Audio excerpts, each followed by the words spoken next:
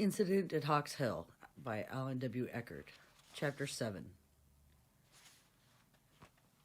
Benjamin MacDonald had absolutely no intention of running away. For one thing, even had he considered the notion, he would have had no idea where to go. He had never been as far away as Winnipeg, only 20 miles away from the farm. His longest trips had been to church on Sundays in North Corners, and even then only along the well-rutted wagon trail which led there. On his own, he had never gone farther than the banks of the Red River, less than a mile to the east, for which he had been scolded and made to promise he would not go there again by himself, or more than just a little over a mile in the prairies to the north, west and south of the farm. This day, as it turned out, he went much farther, though inadvertently at the outset. Dawn was slow in coming. Heavy clouds had rolled in some time after midnight, and far to the westward could be heard the muted rumblings of thunder. With John, Coral, and Beth off for their last day of the school year, and both his mother and father busy, William mending bridles in the barn, Esther kneading dough in the kitchen, Ben was left to amuse himself. It had never been a problem for him before, and it was not now. Since the evening when George Burton had brought the dead badger here, there had been a sense of strain in the family. Ben could see that all of them, his father in particular, were making every effort to draw him out and to include him in every way possible in all they did. Even Beth had astonishingly stopped trying to give him orders, and instead was acting overly solicitous. For one who had been until now essentially ignored, or at least simply taken too much for granted, the attention Ben was getting was a heady sort of experience for him. He was almost dazed by it, and even though he was shrewd enough to realize that it was being done through conscious effort, it was nonetheless gratifying to him. The biggest change had been in his father. At every opportunity he was stopping to talk with Ben, ruffling his hair, squatting down to explain things to him, several times picking him up and carrying him around.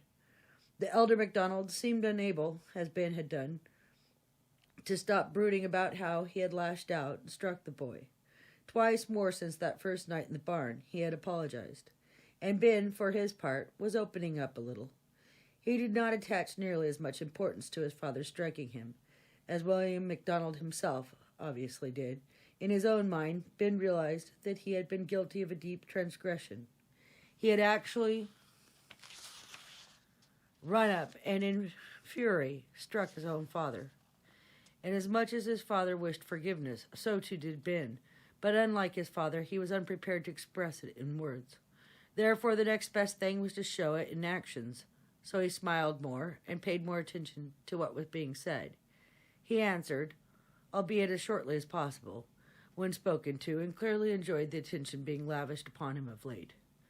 With all these improvements, there was no reason in the world why Ben should have run away. As a matter of fact, he didn't. But he did wander away. Not very long after breakfast, he watched Beth, Coral, and John ride off, all fresh and clean in their Sunday best, for the final day of school. John on his own horse, Beth and Coral doubled up on another. They had all turned and waved to him and shouted, "Bye, Ben," and he had waved back. After they were gone, he played for a while on the mound of fresh earth beside the new well his father and John had been digging. But observation was more to Ben's preference than games of make-believe, and so he left the pile and walked along the corral fence to its corner, perhaps 50 yards south of the house. It was here that he flushed the big prairie chicken. The bird leapt up from the grasses close to the corner post and went thrashing off down the slope of Hawks Hill, trailing a wing and clucking in an agitated manner. Ben knew at once there must be a nest nearby, and he determined to look for it later. But for the moment, his full concentration was on the bird. Holding his right hand to his right armpit and letting his left arm trail limply, he crouched and began following the bird, clucking as it clucked and emulating every action it made, even to the bobbing of its head. The bird continued to move along, keeping ahead of him by about a dozen feet, clucking and thrashing about less frequently now that they were away from the immediate nest area, but still leading him directly away from it. To the bottom of Hawks Hill they went, and up the next rise. By now the prairie chicken hen was no longer trailing her wing and rarely making any vocal sound. Once or twice she made short hopping flights of a dozen yards or so forward, at which time Ben would run after her, flapping his arms and leaping as if he truly believed that on one of those leaps he would leave the ground and fly as the bird ahead was doing. And then, midway down the second slope, she took off with a powerful drumming of her wings, and flying low to the grasses, disappeared over the rim of yet another hill ahead. Ben raced after her, making a thrumming sound with his mouth to emulate that which had been given off by her wing beats. He ran until he was to the point where she disappeared, even though he knew she no longer would be there. He was panting heavily when he stopped. "Go on, you bird," he shouted into the air, then grinned at himself, and rarely as he spoke to other people, he even less often spoke aloud to himself. And as if it were a new power he had just discovered, he cupped his mouth and shouted again. "Go on, you big old bird. Go on back to your nest and eggs. You didn't fool me." The prairie swallowed up his words, and they were further nullified by a dull rumble of thunder. He looked at the sky. It seemed no more leaden than it had been all morning, and he was not yet ready to turn around and go home. So he walked on. He climbed and descended several more slopes, and then off in the distance he saw a peregrine falcon, winging swiftly along, and watched it.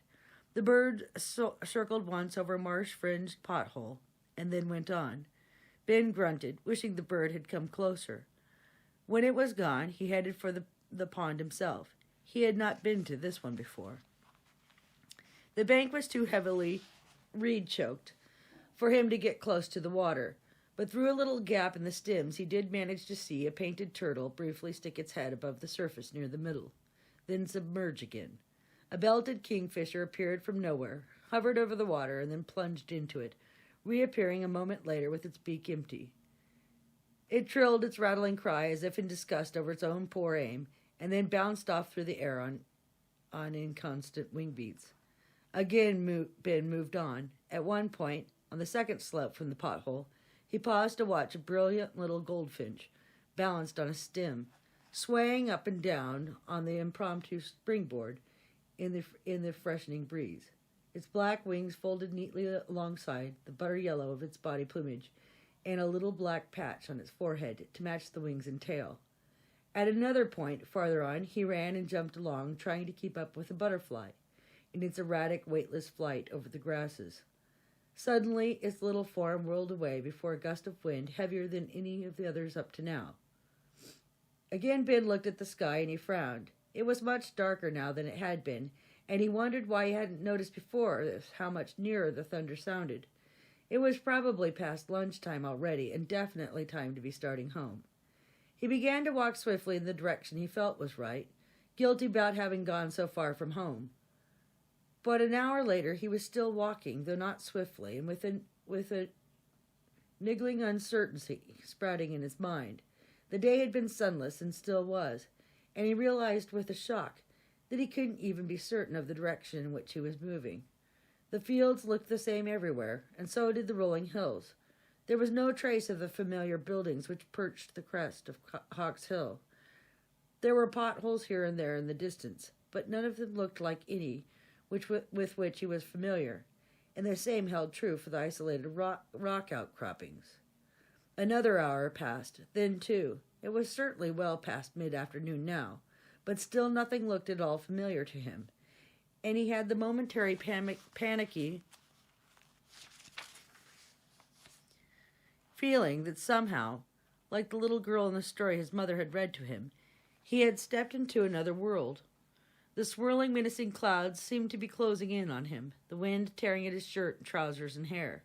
A rock pile loomed a quarter-mile ahead, and he began running down the slope towards it in an effort to reach it before the rains came. He fell, scrambled up with one of his shoes gone, and plunged on. His other shoe flew off a few moments later, but he didn't stop. He reached the rocks just as the first pelting drops began falling, and by the time he was hobbling, as the soles of both stockinged feet were hurting from contact with the ground. The outcropping of rocks was disappointingly smaller than it had seemed from the distance, and there was no cover in it, no hollow in which to crouch to wait out the rain with reasonable shelter.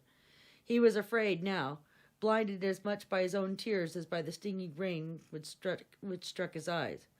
Only a short distance away, the prairie had all but disappeared in the torrential downpour sweeping his way, and not knowing what else to do, he turned and ran away from it, as if believing he would be able to outrun it. Suddenly his foot came down, and there was no ground where there should have been. A small scream escaped him as he sprawled full length in the wet grass, and he sat up quickly, hugging one leg and crying harder now. His pants had torn, and his knee was scraped and oozing blood from contact with the rock. He looked for what had tripped him, and saw, beside the rock, a large hole. The rain was upon him at the same moment, in his fullest fury, drenching him in an instant, washing away whatever hope he had of escaping it. Hardly thinking, he thrust his legs, feet close together, into the hole, and shoved himself backwards and downwards into it. His slightness was in his favor, but even so, it was a snug fit as he inched his way in. At shoulder depth, the narrowness of the entry stopped him, and he pulled himself out a little and then reached back, clawing with his fingers to enlarge the opening. His sobs were lost in the slashing of the rain. The bare-handed digging was raising his fingernails, and they hurt, but still he kept on digging. At last he was able to back in farther, and found that inside a short distance the burrow was a bit roomier. Though his shoulders still bruised the tunnel sides, and he had to keep his arms outstretched over his head, he was no longer so compressed by the walls. He continued backing until the rain was no longer hitting his head and arms. Then, with mingled tears and rainwater dribbling from his chin, he stopped and simply lay there, while the rivulets of rain running down the slope of the hole saturated his stomach. The rain continued throughout the remainder of the daylight hours. Occasionally it would slacken considerably, but just as he would be on the point of emerging, the skies would open up with another deluge. If he had known the way home, he would have come out in spite of the storm and headed that way, but he just had no idea which way to go. He had never before felt so small, so all alone, so afraid. The grayness of the day deepened with the approach of night, and the ground still vibrated frighteningly in sympathy with the thunder. A searing bolt of lightning cracked with such fantastic force close at hand that he wet his pants with fear. The acrid smell of ozone was in the air, and he buried his face in the dirt of the tunnel floor, as a new spasm of sobs shook him. But that close strike of lightning seemed to be something of a finale for a while. The rain eased off until it was a little more than a heavy drizzle, though in the distance the thunder continued rumbling almost constantly. It had been dark for the better part of an hour, and Ben was in a state of semi-sleep, when his head suddenly jerked up. From outside he could hear a strange sound approaching, an intermingled wheezing and grumbling. Not much light was coming into the burrow from outside, but there was enough difference in the darkness that when the vague illumination of the entry was suddenly blocked out by the deep, solid bulk of something entering, he knew it. He was vulnerable and extreme and terrified, not able in these initial moments to even imagine what this thing might be. The large female badger, still greatly favoring her injured forepaw, had been away from the burrow since the forenoon. Hunger had driven her to hunt, and since the nature of her injury prevented her from digging for her prey, she had gone from pothole to pothole catching green frogs and leopard frogs, and even the runt of a newly hatched brood of mallard ducklings. Even through the rain, she had continued hunting, and finally, with hunger appeased to some degree, she had returned to the rock-pile burrow to rest again. It was not until she was partly inside that she sensed the boy, and instantly she snarled viciously. In such confines, it was a horrifying sound. "Get out! Get out!" Ben screamed. His extended hand clenched the muddy earth, and he tried to pitch a handful at her, though without much success. The throaty, snarling growls increased, and instead of retreating, the badger came even deeper into the hole. They were now uncomfortably close to each other, and Ben shouted at her again to get away. Her head was nearly to his hand, and he shoved forward a little and tried to scratch at her eyes, and now he too snarled. Not as menacingly as she, perhaps, but with none the less remarkable mimicry of the sound she was making. As he lashed at her with his hands, so she lashed back at him with her forepaw, forgetting for the moment its injury. 2 of the 3 remaining claws on her paw barely touched his cheek and scratched it. His was the greater fear, but hers the greater pain. She whined sharply and withdrew the paw, backing up slightly. The rain had recommenced, and it was now drumming down steadily. The position the badger was in was uncomfortable, and her rear quarters were getting drenched. Her snarling died, and she uttered a low, chattering sound different from any Ben had heard before, yet close enough to that which he remembered, that he now realized that this was a badger before him. No longer crying now and gaining a little assurance with the backing off of the animal, Ben chattered back at her, not only the way she had just now chattered, but also with the chatter he had learned at their prairie encounter. He could not believe this would be the same badger, since she was so far away from where he saw that one, but he hoped the sound would keep this animal from pressing an attack. He chattered again, and was relieved to see her back out of the burrow entirely. A waft of fresh, moist air came in, followed by a new trickle of water running down the tunnel. Though Ben watched up the burrow towards its mouth for a long time, the bulky shadow did not reappear. The badger had gone, and at last, wet, cold, cramped, and dreadfully weary, Benjamin MacDonald slept. And that's the end of chapter 7.